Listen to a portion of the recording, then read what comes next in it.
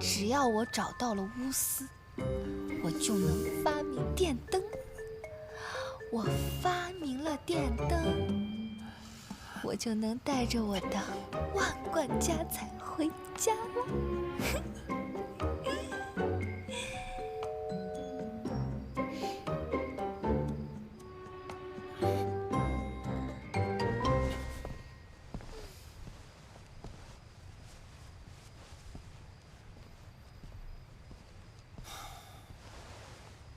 记挂着一个不要自己的家。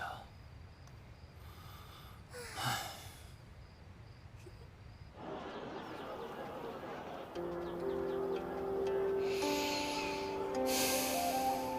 怎么全城的人都不知道什么是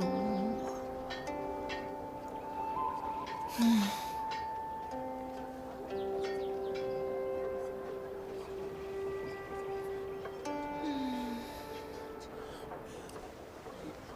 青青，真的是你啊！小云云，你个小屁孩，叫什么青青？叫姐姐。你哪里像一个长姐的样子嘛？十几天没见，你嘴巴变利索了吗？你这衣服是？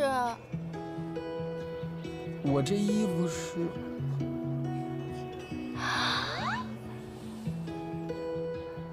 是用我给你的银票买的吧？是。我就说呢，穿上还挺好看的。真的吗？也就随便穿穿。啊，对了，小云云，你在大户人家打工，有没有听说过一种叫做钨的东西？钨？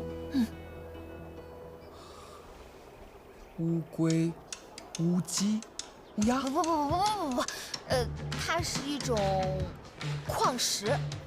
矿石？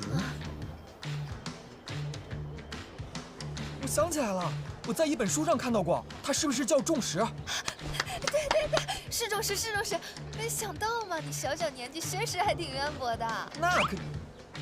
那我也是跟我们家少爷学过几天书的。怪不得呢，原来不对啊！啊？你怎么又跑到这里来了？我去了我们上次去的那家臭豆腐店，结果不知道什么原因关门了。我一个人走着，然后就碰到了你。关门啦？那我估计可能跟我有关。因为啊，被我吃过的所有店铺，基本上都会命途多舛，最后走向倒闭。我看这家店也快了。真有这么神奇啊？不相信吗？那咱打个赌，这家店肯定撑不到咱们俩下次见面之前。那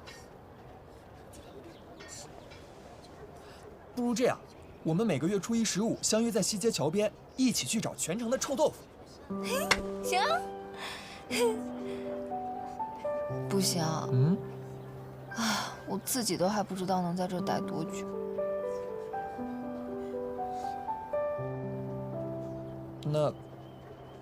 那你要是离开的时候，知会我一声，我去给你践行。行呗，至少咱们臭味相投，大不了我多给他们点精神损失费。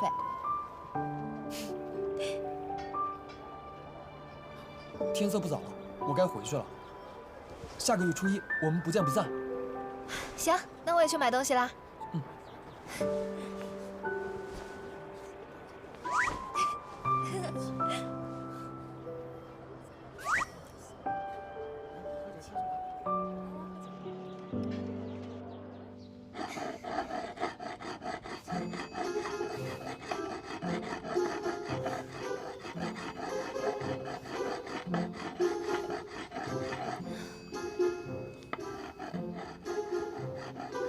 将军，您说夫人不分昼夜的在那儿，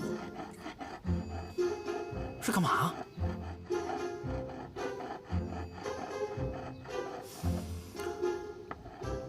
您说夫人脑子里装的都是些什么呀？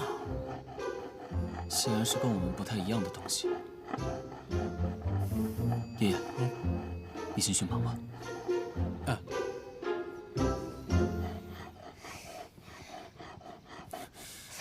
别弄了，你干嘛呀？这可是我花重金买的。你要弄，我帮你。哎呦，你这身子骨，你还帮我弄呢？你赶紧。